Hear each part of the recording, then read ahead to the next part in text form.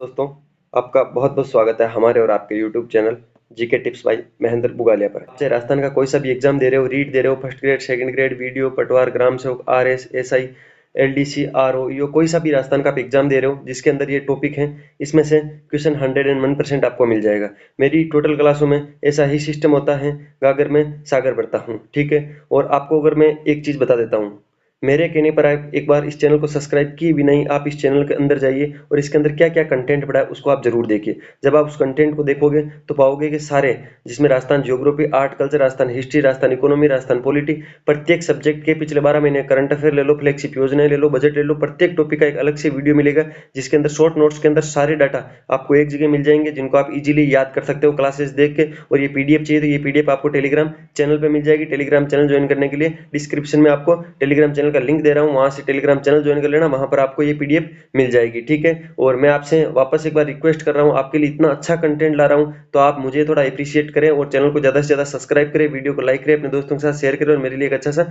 Comment करें। चलिए बिना किसी देरी के आज अपने क्लास को शुरू करते हैं। कालीबंगा सभ्यता। कालीबंगा सभ्यता कहाँ पर है? तो कालीबंगा सभ्यता हनुमानगढ़ के अंदर है, ठीक है। कालीबंगा कौन सी भाषा का शब्द है? जो ये कालीबंगा है वो कालीबंगा कौन सी भाषा का शब्द है? तो सिंधी भाषा का शब्द है, ठीक है। सिंधी एक पंजाबी की उपबोली है, तो आपको ध्यान रखना है कालीबंगा कौन सी भाषा का शब्द है? सिंधी भाषा का शब्द है कालीबंगा, ठीक है। कालीबंगा का शाब्दिक अर्थ क्या है? ठीक है, ये कई बार एग्जाम में पूछा गया। तो काले रंग की चूड़ियां, काले रंग की चूड़ियां कालीबंगा का शाब्दिक अर्थ है। कालीबंगा का शाब्दिक अर्थ है काली रंग की चूड़ियां। कालीबंगा कौन सी भाषा का शब्द है? तो सिंधी भाषा का शब्द है। कालीबंगा कितनी प्राचीन मानी जाती है? एक बात है कि ये जो क्वेश्चन है उसके अंदर थोड़ा संशय रहता है बच्चों को, क्या क्या सही करे क्या नहीं करे। कहीं गाइड में अलग लिखा होता है, एनसीईआरटी में अलग लिखा होता है, आरबीएसई बोर्ड की जो किताबें उनमें अलग लिखा होता है। तो जो कालीबंगा सभ्यता है वो कितनी प्राचीन है? इसके साक्ष्य 6000 वर्ष प्राचीन है, ठीक है।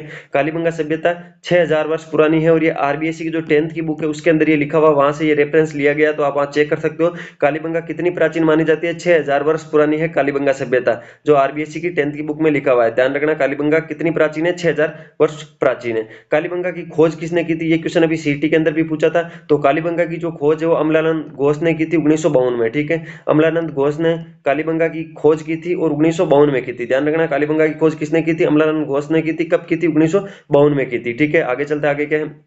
कालीबंगा की सर्वप्रथम उत्खनन, जो कालीबंगा की खोज करने के बाद उसका सर्वप्रथम खोदना या उसका उत्खनन किसने शुरू किया था? तो ब्रजवासी लाल बालकृष्ण थापर एमडी खर्रे ने 1961 और 62 के अंदर इसकी उत्खनन किया था, ठीक है। इसकी खोज कब हुई थी? 1952 में हुई थी और इसका उत्खनन हुआ था 1961-62 में। खोज तो अमलानंद घोष ने की थी और उत्खनन किया था, सर्वप्रथम उत्खनन किया था ब्रजवासी लाल बालकृष्ण थापर और एमडी खर्रे ने। कालीबंगा की कौन सी नदी के किनारे स्थित है? जो कालीबंगा सभ्यता वो कौन सी नदी के किनारे स्थित है? कालीबंगा जो सभ्यता है वो घग्गर नदी के किनारे स्थित है और घग्गर को प्राचीन में सरस्वती के नाम से जानते थे, वर्तमान में घग्गर नदी के नाम से जानते हैं। जो ऊपर अपना ये हनुमानगढ़ और गंगानगर है वहां ये बहती है और जब ज्यादा पानी होता है तो ये फोटबास तक जाती है, वरना ये हनुमानगढ़ में ही समाप्त या विलीन हो जाती है, ठीक है। तो कालीबंगा की कौन सी नदी के किनारे स्थित है कालीबंगा सभ्यता? तो घग्गर नदी के किनारे स्थित है और प्राचीन इसको सरस्वती नदी के नाम से जानते थे। कालीबंगा से कितने स्तर सामने आए? कालीबंगा से आज तक कितने स्तर सामने आए? तो कालीबंगा से आज तक 5 स्तर सामने आए। कितने स्तर? 5 स्तर सामने आए कालीबंगा से। और कालीबंगा सभ्यता घग्गर नदी के किनारे अवशिष्ट है।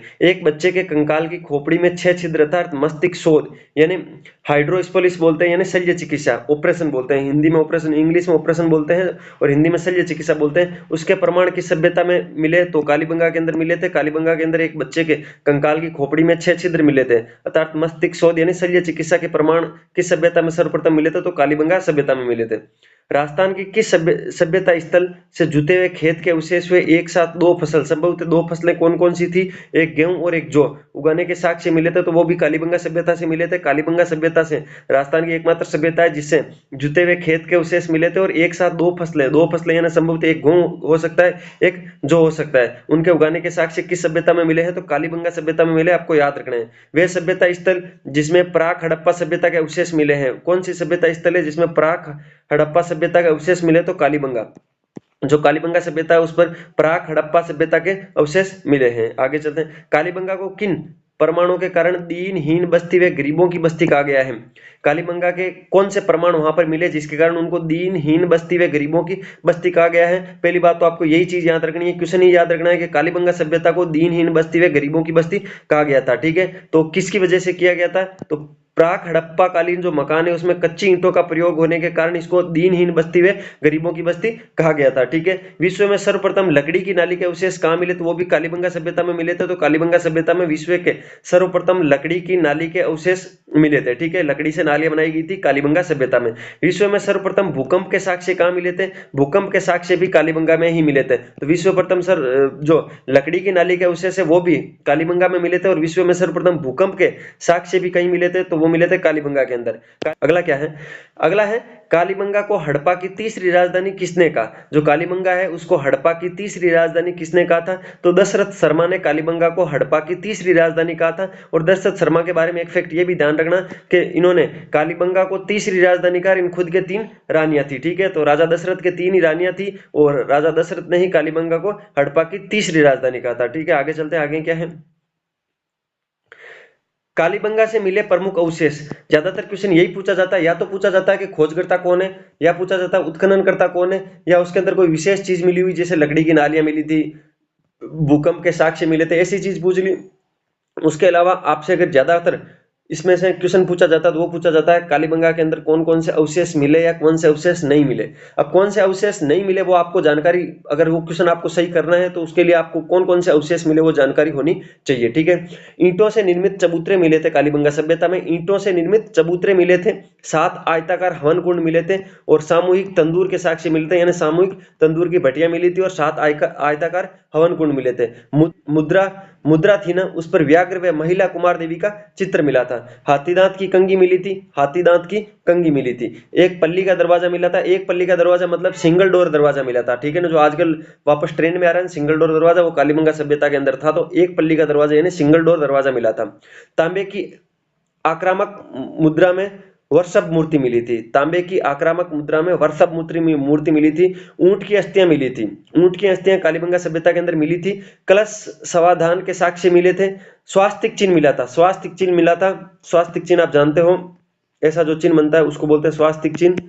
तो स्वास्तिक चिन्ह मिला था कालीबंगा के अंदर। ठीक है, खिलौना गाड़ी वे पहिया मिला था, खिलौना गाड़ी मिली थी, एक मतलब खिलौने टाइप की गाड़ी मिली थी, और एक पहिया मिला था। युगल समाधियां मिली थी, युगल समाधियों का मतलब है जो साथ में पति पत्नी या प्रेमी प्रेमिका की जो एक साथ समाधियां मिली थी उनको युगल समाधियां बोलते हैं। तो युगल समाधियों के अवशेष मिले थे, मंदिरों के अवशेष नहीं थे।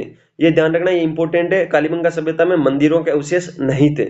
समकोण पर काटती सड़कें मिली थी, ऐसे काटती सड़कें मिली थी, समकोण पर काटती सड़कें मिली थी, जिनको ऑक्सफोर्ड या ग्रिड पद्धति बोलते हैं। ऑक्सफोर्ड या ग्रिड पद्धति की सड़कें मिली थी। अलंकृत ईंटें मिली थी, यानी सजी सजी ईंटें मिली थी। मर्ण पट्टिका पर सींग युक्त देवता की आकृति मिली थी, मर्ण पट्टिका पर सींग युक्त देवता की आकृति मिली थी, ध्यान रखना इंपॉर्टेंट है। काली व सफेद रेखा वाले लाल रंग के बर्तन मिले थे, जो बर्तन मिले थे उन पर काले और सफेद रंग के कलाकृतियां की हुई थी, रेखाएं बनाई हुई थी। बेलनाकार मुहरे मिली थी, जो मुहरे मिली थी वो बेलनाकार आकृति की थी। मात्र देवी की कोई मूर्ति नहीं मिली थी, मात्र देवी की कोई भी मूर्ति नहीं मिली थी, यह इंपॉर्टेंट है, ध्यान रखना। स्पष्ट जल निकास प्रणाली का अभाव था, जो जल निकास प्रणाली है वो स्पष्ट रूप से नहीं थी। लकड़ी की बलियां से बनी छत थी, जो छत थी वो लकड़ी की जो बलियां होती है उनसे बनी हुई छत थी। ठीक है, तो ध्यान रखना है, छत किसकी बनी थी, लकड़ी की बलियों की छत बनी हुई। इसके बाद दूसरी सभ्यता है आर्य सभ्यता। आर्य सभ्यता कहां पर है, तो आर्य सभ्यता उदयपुर के अंदर है। आर्य सभ्यता उदयपुर के अंदर है। पहली चीज तो यही बनती है, जब कालीबंगा मैंने आपको पढ़ाई थी, मैंने बताया था कालीबंगा सभ्यता हनुमानगढ़ में है, गग्गर नदी पर है। उसी तरह ये आर्य सभ्यता है उदयपुर के अंदर है, आइड नदी पर है। ठीक है, आर्य सभ्यता उदयपुर में आइड नदी पर है। ठीक है, आर्य सभ्यता स्थल राजस्थान के किस जिले के अंदर है, तो आर्य जो सभ्यता स्थल है वो राजस्थान के उदयपुर जिले में है। आर्य सभ्यता स्थल राजस्थान के उदयपुर जिले में है। आर्य किस नदी के किनारे, तो आइड नदी के किनारे है आर्य। आर्य सभ्यता किस नदी के किनारे है, तो आर्य सभ्यता आइड नदी के किनारे। कहाँ है, आइड नदी के किनारे है। आर्य सभ्यता कितने वर्ष पुरानी मानी जाती है, लगभग 4000 वर्ष पुरानी मानी जाती है। जो आर्य सभ्यता है वो लगभग 4000 वर्ष पुरानी मानी जाती है। तो कितनी पुरानी, आप खुद सोच लो कि जो आर्य सभ्यता वो 4000 वर्ष पुरानी है। ठीक है, आर्य सभ्यता की खोज किसने की थी, तो अक्षय कीर्ति व्यास ने की थी 1953 में। ठीक है, आर्य सभ्यता की खोज किसने की थी, अक्षय कीर्ति व्यास ने की थी 1953 में। इसी तरह मैंने जब कालीबंगा सभ्यता आपको पढ़ाया था तब मैंने आपको उनके खोजकर्ता किसको बताया था वो आपको कमेंट में बताना। बताना है, पता लग जाएगा आपको कितना याद रहता है। ठीक है, तो आहड़ सभ्यता की खोज किसने की थी? अक्षय कीर्ति व्यास ने की थी 1953 के अंदर। अक्षय कीर्ति व्यास आहड़ सभ्यता के खोज करता है। आहड़ सभ्यता का उत्खनन कार्य किसने किया, यानी उसको खोदने का काम किसने किया था? तो आहड़ सभ्यता का उत्खनन कार्य किया था रतन चंद्र अग्रवाल, जिन्होंने 1956 में काम शुरू किया था। हसमुख धीरज सांकलिया, जिन्होंने 1961 के अंदर काम शुरू किया था। सर्वाधिक जो उत्खनन का कार्य वो हसमुख धीरज सांकलिया जी ने किया था 1961 में, और उससे पहले जो उत्खनन करता थे वो थे रतन चंद्र अग्रवाल, जिन्होंने 1956 में। दोनों ध्यान रखना, आड़ का उत्खनन कार्य रतन चंद्र अग्रवाल और हसमुख धीरज सांकलिया ने किया था। रतन चंद्र अग्रवाल ने तो 1956 में किया था, हसमुख धीरज सांकलिया ने 1961 में किया था। सर्वाधिक हसमुख धीरज सांकलिया ने किया था। दोनों नाम याद रखना। खोजकर्ता आपसे पूछे तो अक्षय कीर्ति व्यास बताना है, 4000 वर्ष पुरानी है, आइड नदी पर है, उदयपुर के अंदर है। ताम्रवती नगरी, आधारपुर, धूलकोट, बनास संस्कृति आदि उपनाम किस सभ्यता के स्थल के नाम है? तो आड़ सभ्यता के उपनाम है। ये इंपॉर्टेंट है, कई बार एग्जामों में पूछा गया सीधा सीधा, तो आप ध्यान रखना। ताम्रवती नगरी, अघाटपुर, ये अघाट है, ये गे है ना, अघाटपुर, धूलकोट, बनास संस्कृति आदि उपनाम किस सभ्यता स्थल के नाम है? तो ध्यान रखना, आहड़ सभ्यता स्थल के नाम है, जो उदयपुर में आइड नदी पर 4000 वर्ष पुराना सभ्यता स्थल है, जिसकी खोज अक्षय कीर्ति व्यास ने की थी, और रतन अग्रवाल और हसमुख धीरज सांकलिया ने, रतन चंद्र अग्रवाल और हसमुख धीरज सांकलिया ने इसका उत्खनन किया था। तो ध्यान रखना है, ताम्रवती नगरी, अघाटपुर, धूलकोट, बनास संस्कृति आदि उपनाम किस सभ्यता स्थल के? तो आहड़ सभ्यता स्थल के हैं। एक नोट लिखवाया, इंपॉर्टेंट है, ध्यान रखना। ताम्रयुगीन सभ्यता की जननी गणेश्वर सभ्यता को कहा जाता है। ताम्रयुगीन सभ्यता की जननी गणेश्वर सभ्यता को कहा जाता है। ठीक है, ताम्रयुगीन सभ्यता की जननी गणेश्वर सभ्यता को कहा जाता है। अगली क्लास के अंदर मैं आपको गणेश्वर सभ्यता और जो बाकी बची हुई सारी सभ्यताएं वो एक साथ पढ़ा दूंगा। आहड़ सभ्यता की अर्थव्यवस्था किस पर टिकी हुई है? तो पशुपालन पर टिकी हुई है। आहड़ सभ्यता की अर्थव्यवस्था पशुपालन पर टिकी हुई है। आहड़ सभ्यता की अर्थव्यवस्था किस पर टिकी हुई है? पशुपालन पर टिकी हुई है। आहड़वासी गंदे पानी के निकास के लिए जो उपकरण प्रयोग में लाते हैं वो क्या कहलाते थे?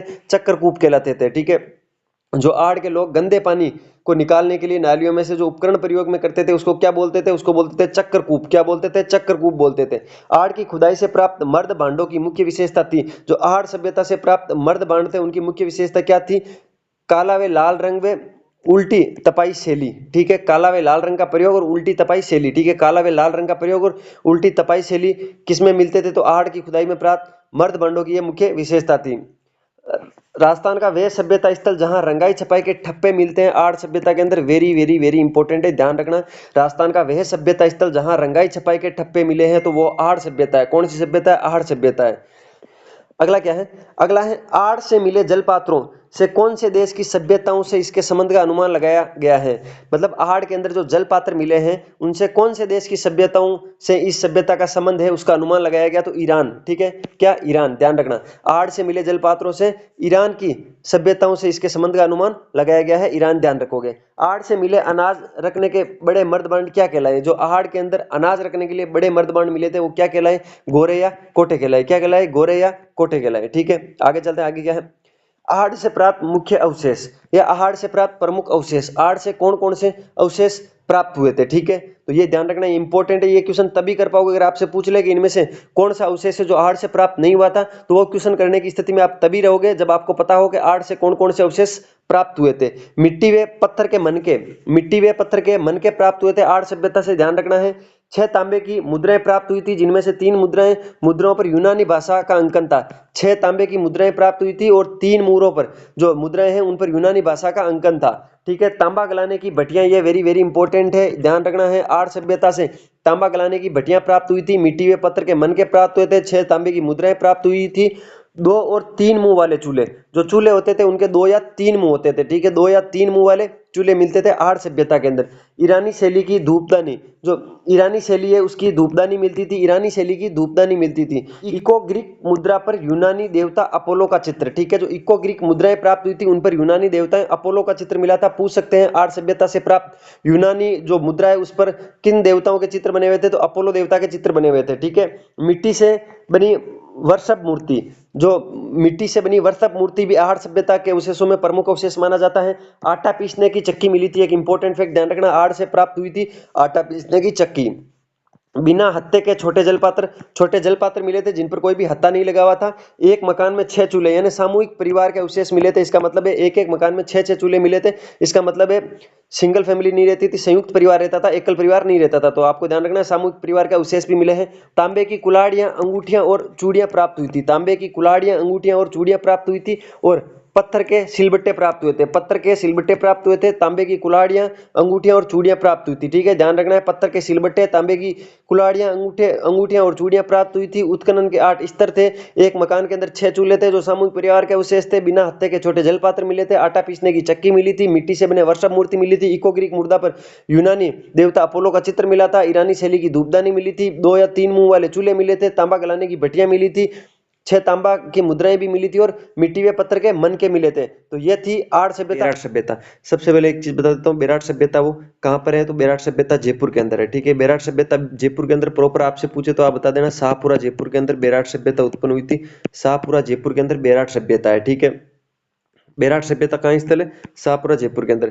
बेराट सभ्यता के खोजकर्ता कौन थे, तो राय बहादुर दयाराम साहनी ने 1937 में बेराट सभ्यता की खोज की थी। खोजकर्ता कौन है, राय बहादुर दयाराम साहनी ने 1937 में बेराट सभ्यता की खोज की थी। उत्खनन कार्य किसने किया था, तो नील रतन बनर्जी और कैलाश नाथ दीक्षित ने 1962 से 63 के मध्य सभ्यता का उत्खनन किया था। उत्खनन का मतलब खोदने का कार्य किया था। ठीक है, बेराट सभ्यता का स्थल आपको पता है शाहपुरा जयपुर के अंदर है। खोजकर्ता राय बहादुर दयाराम साहनी है जिन्होंने 1937 में खोज की थी। उत्खनन का कार्य नील रतन बनर्जी और कैलाशनाथ दीक्षित ने 1962-63 में किया था। बीजक पहाड़ी कहाँ पर है, तो आपको ध्यान रखना है बोमती की डूंगरी, महादेव पहाड़ी, हनुमान डूंगरी, गणेश डूंगरी, भीम डूंगरी आदि जो सभ्यता स्थल है वो बेराट जयपुर से है। ठीक है, ध्यान रखना है बीजक की पहाड़ी, बोमती की डूंगरी, महादेव पहाड़ी, हनुमान डूंगरी, गणेश डूंगरी, भीम डूंगरी आदि जो सभ्यता स्थल है उनका संबंध बेराट सभ्यता से है जो कि जयपुर के अंदर है। जहां जहां आपको डूंगरी लिखा हो जाए वहां वहां आपको जयपुर ऑप्शन में सही करना है, उसकी संभावनाएं ज्यादा होती है। ठीक है,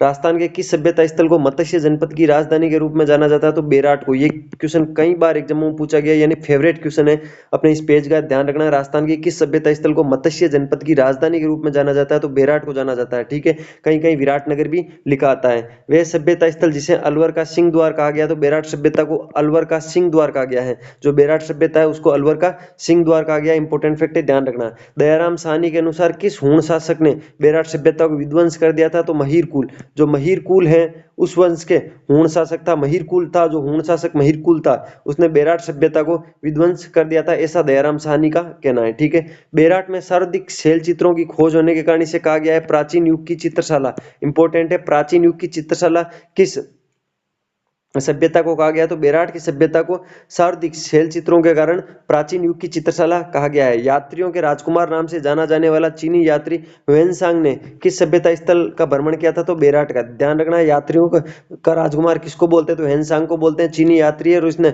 बेराट सभ्यता का भ्रमण किया था। ठीक है, आगे चलते, आगे क्या है। बेराट से गौतम बुद्ध की अस्थियों से भरी स्वर्ण मंजूषा किस शासक के समय मिली थी, तो स्वाई राम सिंह थे। स्वाई राम सिंह के समय बेराट से गौतम बुद्ध की अस्थियों से भरी स्वर्ण मंजूषा मिली थी। ध्यान रखना है, कैप्टन बर्ट जिन 1837 में बेराट की बीजक डूंगरी से प्राप्त ब्राह्मू अभिलेख की खोज किसने की थी, तो कैप्टन बर्ट ने। ठीक है, ध्यान रखना है, जो बेराट की बीजक डूंगरी है वहां से जो ब्राह्मू शिलालेख प्राप्त हुआ था उसकी जो खोज है वो किसने की थी, तो कैप्टन बर्ट ने की थी 1837 के अंदर। ठीक है, ध्यान रखना है, बेराट की बीजक डूंगरी से ब्राह्मू शिलालेख प्राप्त हुआ था। वर्तमान में ये जो ब्राह्मू शिलालेख है वो एशियाटिक सोसाइटी ऑफ बंगाल के अंदर सुरक्षित रखा हुआ है, ये चीज पढ़ लेना। आगे चलते हैं, आगे क्या है। बेराट से मिले प्रमुख अवशेष, बेराट से कौन कौन से प्रमुख अवशेष मिले हैं वो आपको ध्यान रखने हैं। ऐसा क्वेश्चन पूछा जाता है राजस्थान के अंदर जनरली के कौन सा अवशेष है वो किस सभ्यता से नहीं मिला है, तो उस क्वेश्चन को, नहीं वाले क्वेश्चन को करने के लिए कौन कौन से अवशेष मिले वो आपको अच्छे से आने चाहिए। 6 से 7 कमरों का खंडरनुमा भवन मिला है बेराट के अंदर। चांदी की 8 पंचमार्क मुद्राएं मिली हैं। ध्यान रखना, मिरेंडर की थी ये। ठीक है, तो मिरेंडर की चांदी की 8 पंचमार्क जो मुद्राएं हैं वो किस सभ्यता में मिली हैं, तो वो मिली हैं बेराट में। यूनानी शासकों की भी 28 मुद्राएं मिली हैं। 8 बौद्ध मठ मिले हैं, 8 बौद्ध मठ मिले हैं। शंख लिपि के प्रमाण मिले हैं, शंख लिपि के प्रमाण 8 बौद्ध मठ। यूनानी शासकों की 28 मुद्राएं, चांदी की 8 पंचमार्क मुद्राएं, 6 से 7 कमरों के खंडरनुमा भवन। आकर कलर पात्र शैली के चित्र, आकर कलर पात्र शैली के चित्र भी मिले हैं। मिट्टी के बने पूजा पात्र, थालियां, लोटे, मटके, खप्पर, कुड़ियां, घड़े ये सामान मिला है। अशोक स्तंभ गोल मंदिर के अवशेष में मिले हैं। भारत में सर्वप्रथम मंदिर के अवशेष कहीं पर मिले हैं, तो यहीं पर मिले हैं। ये एक इंपॉर्टेंट फैक्ट है, ध्यान रखना। अशोक स्तंभ गोल मंदिर के अवशेष यहाँ मिले हैं और भारत में सर्वप्रथम मंदिर के अवशेष कहीं किसी सभ्यता में मिले हैं, तो बेराट सभ्यता के अंदर मिले। बेराट सभ्यता शाहपुरा जयपुर के अंदर है। आगे चलते हैं, आगे क्या है। आगे अगली सभ्यता है गणेश्वर सभ्यता। गणेश्वर सभ्यता सीकर के अंदर है। गणेश्वर सभ्यता सीकर पर है। तो स्थान क्या है, सिक्कर है, नदी कांतली, ठीक है। कांतली नदी जो तो कांतली नदी जिस क्षेत्र में बहती है उसको तोरावाटी क्षेत्र बोलते हैं, यानी कांतली नदी या तोरावाटी बेसिन सिक्कर के अंदर गणेश्वर सभ्यता की खोज हुई थी। खोज की थी रतन चंद्र अग्रवाल ने 1972 में। खोजकर्ता गणेश्वर सभ्यता के खोजकर्ता कौन थे, तो खोजकर्ता थे रतन चंद्र अग्रवाल, जिन्होंने 1972 में खोज की थी। उत्खनन किन्होंने किया था, तो आर सी अग्रवाल और विजय कुमार ने 1977-78 के अंदर इसका उत्खनन किया था। उपनाम क्या है, ताम्रयुगीन सभ्यताओं की जननी और पुरातत्व का पुष्कर। ये वेरी वेरी इंपॉर्टेंट है, इस लाइन को आप याद कर लेना कि ताम्रयुगीन सभ्यताओं की जननी किसको बोलते हैं, गणेश्वर सभ्यता को बोलते हैं। पुरातत्व का पुष्कर किसको बोलते हैं, गणेश्वर सभ्यता को बोलते हैं। गणेश्वर सभ्यता का उत्खनन आर सी अग्रवाल और विजय कुमार ने 1977-78 में किया था। खोजकर्ता रतन चंद्र अग्रवाल ने 1972 में खोज की थी। कांतली नदी जिसको तोरावेटी बेसिन बोलते हैं, वहां पर ये है सिक्कर के अंदर, ठीक है। ये सारे फैक्ट आप याद कर लेना। इसमें ताम्र संचयी सभ्यता के नाम से भी जाना जाता है, ताम्र संचयी सभ्यता के नाम से भी जाना जाता है। गणेश्वर सभ्यता का विकास कब माना जाता है, तो 2800 ईसा वर्ष पूर्व, 2800 ईसा वर्ष पूर्व गणेश्वर सभ्यता का विकास माना जाता है। इंपॉर्टेंट है, ध्यान रखना है। राजस्थान का एकमात्र सभ्यता स्थल जहां से पत्थर के बांध मिले थे, गणेश्वर सभ्यता। इंपॉर्टेंट फैक्ट है, राजस्थान का एकमात्र सभ्यता स्थल जहां से पत्थर के बांध मिले थे वो गणेश्वर सभ्यता थी। और गणेश्वर सभ्यता का विकास 2800 ईसा पूर्व कांतली नदी के तट पर सिक्कर के अंदर किया था, ठीक है। आर सी अग्रवाल और विजय कुमार ने इसका उत्खनन किया था। ताम्रयुगीन सभ्यताओं की जननी बोलते हैं। गणेश्वर सभ्यता स्थल में तांबे के बाणाग्र मछली पकड़ने के कांटे, ये मछली पकड़ने का कांटा तो वेरी इंपॉर्टेंट है, कई बार एग्जाम सीधा सीधा पूछा गया है। मछली पकड़ने का कांटा किस सभ्यता से प्राप्त होता है, गणेश्वर सभ्यता से, ठीक है। कपीश्वरणी मर्द भांडवे लगभग 2000 ताम्र आयुध जिनमें 99% तांबा था, ऐसी मुद्राएं मिली है। यहाँ से तांबा हड़प्पा व मोहनजोदड़ो में भी भेजा जाता था। यहाँ जो तांबा निकलता था वो हड़प्पा व मोहनजोदड़ो सभ्यताओं में भेजा जाता था। ध्यान रखना है, हड़प्पा और मोहनजोदड़ो पर यहाँ का तांबा भेजा जाता था, ठीक है। तो ये थी बेराट सभ्यता और गणेश्वर सभ्यता से रिलेटेड इंपॉर्टेंट फैक्ट, जिसमें से क्वेश्चन आने की पूरी संभावना रहेगी। तो अपनी सभ्यताएं आज खत्म होती है। मैंने आपको कालीबंगा सभ्यता करवा दी है, बेराट सभ्यता करवा दी है और गणेश्वर सभ्यता करवा दी है। इस क्लास को 1-2 बार देखे, आपको ये पीडीएफ अपने टेलीग्राम चैनल पर मिल जाएगी। टेलीग्राम चैनल आप जरूर ज्वाइन कर लेना। अब आपको मैं एक चीज बताता हूँ जिसको आप गौर से सुनिए, ठीक है। मैंने आपके लिए इतना अच्छा कंटेंट इस यूट्यूब चैनल पर दिया है, आप बहुत लोग देखते हो लेकिन आप मुझे सपोर्ट नहीं करते हो। तो मेरी आपसे हम्बल रिक्वेस्ट है, प्लीज आप मुझे भी सपोर्ट करें, चैनल को सब्सक्राइब करें, वीडियो को ज्यादा से ज्यादा लाइक करें, अपने दोस्तों के साथ शेयर करें और कमेंट करें एक अच्छा सा। और अब मुझे बताओ आपको आगे किस टॉपिक पर क्लास चाहिए। मिलते हैं किसी नए सेशन के साथ, तब तक अपने स्वास्थ्य का ध्यान रखिए, पढ़ाई जारी रखिए। टेक केयर, जय हिंद।